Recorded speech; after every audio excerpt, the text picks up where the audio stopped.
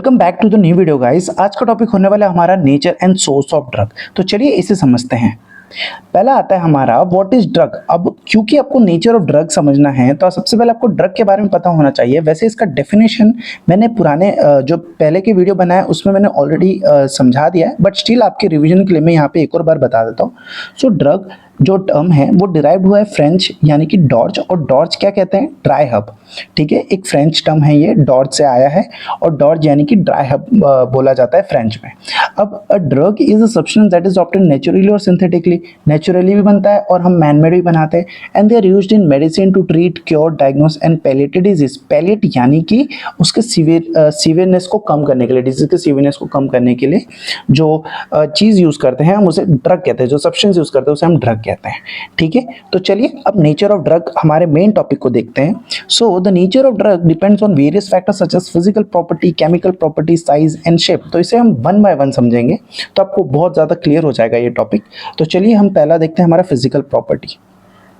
Okay, physical property it reveals the state of drug. मतलब मैंने आपको लेट्स सपोज एक टैबलेट हाथ में दिया तो आप क्या बोलोगे कि ये कौन से फॉर्म में है, तो आप क्या बोलोगे मुझे कि ये सॉलिड फॉर्म में है। उसी तरह से मैंने अगर आपको कोई सस्पेंशन या कोई ऑइंटमेंट दे दिया तो आप क्या बोलोगे, भाई ये लिक्विड फॉर्म में है।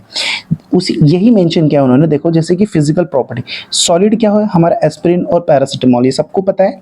अब लिक्विड निकोटीन और इथेनॉल, ये लिक्विड फॉर्म में होता है। गैस यानी कि हमारा नाइट्रस ऑक्साइड, और नाइट्रस ऑक्साइड को हम लाफिंग गैस भी बोलते हैं। ठीक है, ये याद रखना, कई बार एग्जाम में आ जाता है। लाफिंग गैस किसे कहते हैं, तो नाइट्रस ऑक्साइड को कहते हैं। तो आई होप आपको फिजिकल प्रॉपर्टी समझ आ गया होगा। सो पहला हमारा नेचर ऑफ ड्रग में फिजिकल प्रॉपर्टी कंप्लीट हो गया। सेकंड हम देखते हैं केमिकल प्रॉपर्टी।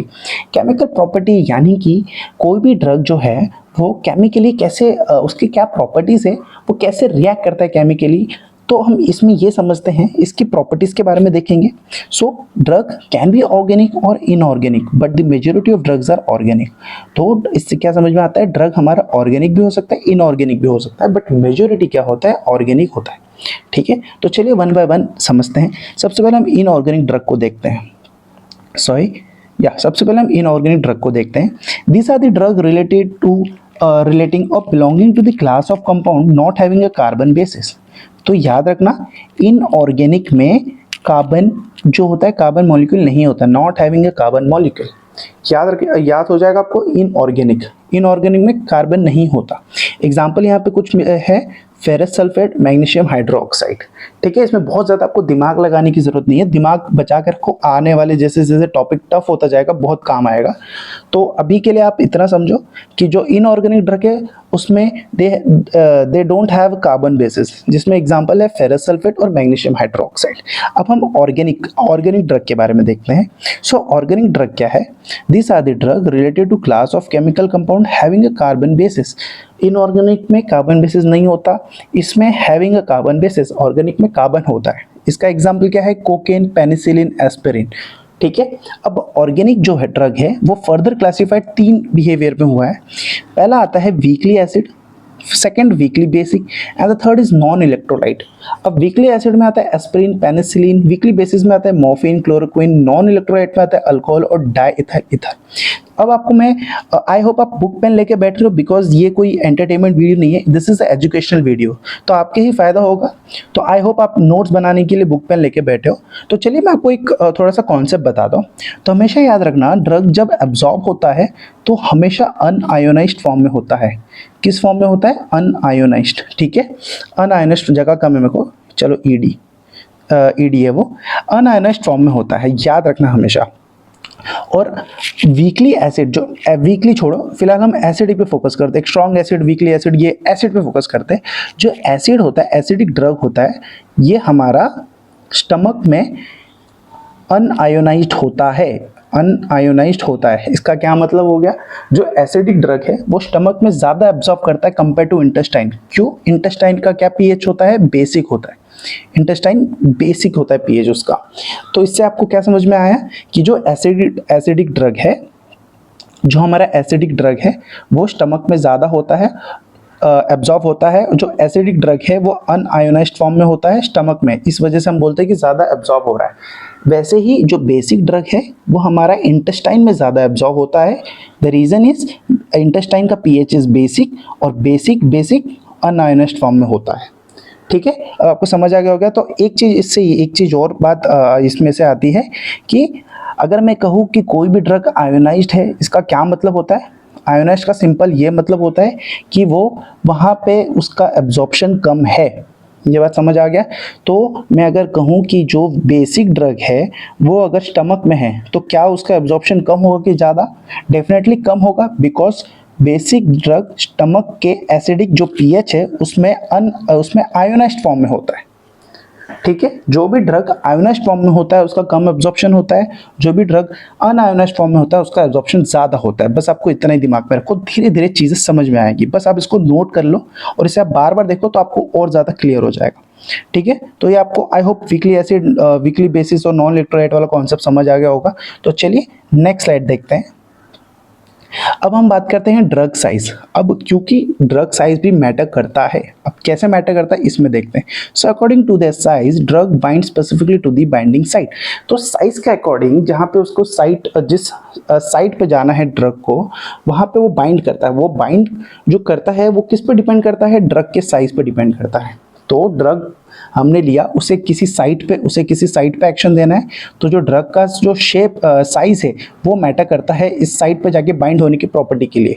तो वही कहना चाह रहे हैं कि ड्रग का साइज भी मैटर करता है। Drug very in the size from molecular weight 7 मतलब सबसे लोएस्ट लिथियम का होता है, to over more than molecular weight 50,000 किसका होता है? Thrombolytic enzyme, antibiotics and other proteins. इनका ये दोनों एक्सट्रीम है, एकदम मिनिमम लिथियम हो गया, एकदम maximum thrombolytic, antibiotic and other protein हो गया। However most of the drug comes under the range of 10 से लेके 1000 डेल्टन तक के रेंज में मिलते हैं आपको। तो मोस्ट ऑफ द ड्रग जो हमारे मार्केट में है उसका आपको मॉलिक्यूलर वेट मिल जाएगा 10 से लेके 1000 के बीच में। अब 10 से लेके 1000 के बीच में ही क्यों? Because drug smaller than molecular wait 100 rarely shows their action, because वो ज़रूरत से ज़्यादा ही छोटा है, तो कुछ ज़्यादा ही छोटा तो वो एक्शन ही नहीं दिखा पाता है। और अदर अगर हम 1000 से ज़्यादा देखें तो क्या कह रहा है? Various drug much larger than molecular weight 1000 are often poorly absorb. अगर वो पुअरली एब्जॉर्ब्ड है तो डिस्ट्रीब्यूशन भी नहीं होगा, डिस्ट्रीब्यूशन नहीं होगा तो वो उसके जो साइट ऑफ एक्शन है वहाँ पहुँच नहीं पाएगा। तो इसका क्या मतलब है? उसका इफेक्ट ऑब्वियसली कम हो जाएगा। तो हमें दोनों भी नहीं चाहिए। हमें हमेशा याद रखना कि 100 से लेकर 1000 जो डेल्टन है हमें उसके रेंज में ही ड्रग चाहिए होता है। ठीक है, तो ड्रग साइज आपको आई होप समझ गया होगा। तो चलिए नेक्स्ट प्रॉपर्टी देखते हैं इसमें। ओके, ड्रग रिसेप्टर बॉन्ड, ये मैंने शायद उसमें ऐड नहीं किया था सबसे पहले वाले में, इसमें आपको दिखा दूँ ये वाले में, तो आप इसमें ऐड कर लेना। तो इसमें मैंने एक ये ऐड कर दिया है, ड्रग रिसेप्टर बॉन्ड। ठीक है, अब ड्रग रिसेप्टर क्या होता है आप सबको बता दूं। जो ड्रग होता है वो किसी ना किसी रिसेप्टर पर जाके एक्ट करता है। रिसेप्टर कहाँ मिलेगा आपको? सेल्स या फिर टिश्यू में मिलता है। ठीक है, ड्रग रिसेप्टर पे काम करता है और रिसेप्टर बॉडी की सेल्स या टिश्यू में पाया जाता है। तो ड्रग रिसेप्टर बॉन्ड भी मैटर करता है नेचर ऑफ ड्रग की। So drug interact with receptor using chemical force और बॉन्ड, जो हम आगे जाके अभी बॉन्ड, इसमें हम बॉन्ड के बारे में पढ़ेंगे। ठीक है, सो कितने प्रकार का बॉन्ड होता है? ड्रग और रिसेप्टर का बॉन्ड कितने टाइप का होता है? कोवेलेंट हो गया, इलेक्ट्रोस्टैटिक एंड हाइड्रोफोबिक। तो सबसे पहले हम देखते हैं कोवेलेंट बॉन्ड क्या करता है। Covalent bond are very strong bond, ये सबसे स्ट्रॉन्ग बॉन्ड होता है और in many cases they are not reversible. Not reversible मतलब एक बार बाइंड हो गया तो इसे तोड़ना बहुत इम्पॉसिबल है, that is they are irreversible. So example इसमें दिया हुआ है, DNA alkylating agent are covalent bond forming drug that are used in cancer chemotherapy to disturb cell division in the tumour. So cancer drug, जो anti cancer drug use होता है, अल्कलाइटिंग agent जिसे कहते हैं, उसमें ड्रग्स होता है मेथोट्रेक्सेट। और आपको ड्रग्स के बारे में पता चलेगा, अभी कोई टेंशन वाली बात नहीं है, तो हम बस ओवरव्यू के लिए देख रहे हैं। तो जो भी एंटी कैंसर ड्रग होता है वो बॉडी में जाके कोवेलेंट बॉन्ड के साथ रिसेप्टर पे एक्शन देता है।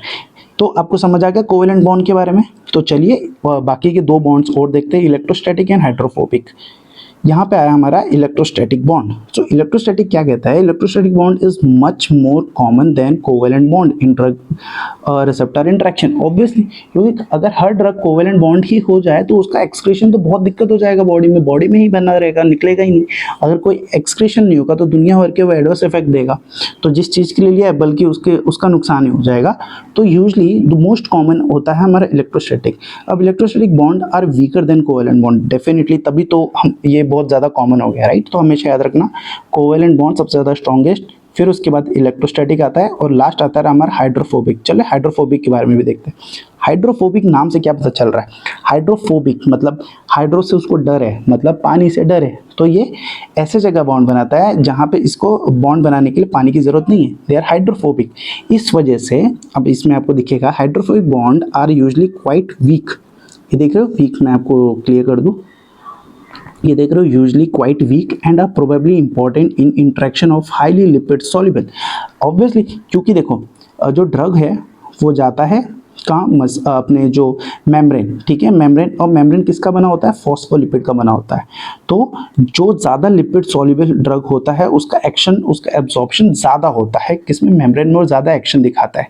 तो वैसे ही तो जो हाइड्रोफोबिक बॉन्ड होता है ये कहाँ ज़्यादा पाया जाता है? लिपिड सॉल्युबल ड्रग में। जो लिपिड सॉल्युबल होता है, जो लिपिड सॉल्युबल यानी कि जो लाइक हाइड्रोफोबिक होता है, जो पानी की ज़रूरत नहीं होती उन्हें, तो लिपिड सॉल्युबल ड्रग क्या शो करता है? हाइड्रोफोबिक बॉन्ड शो करते हैं with the lipids of cell membrane. वही जो मैंने आपको अभी बताया, सेल मेम्ब्रेन किसका बना होता है? फॉस्फोलिपिड्स का बना होता है। तो हाइड्रोफोबिक बॉन्ड आपको समझ गया। सो सबसे स्ट्रॉन्गेस्ट क्या होता है? कोवेलेंट, फिर इलेक्ट्रो। सबसे स्ट्रॉन्गेस्ट क्या होता है? एक सेकंड क्लियर कर दूं।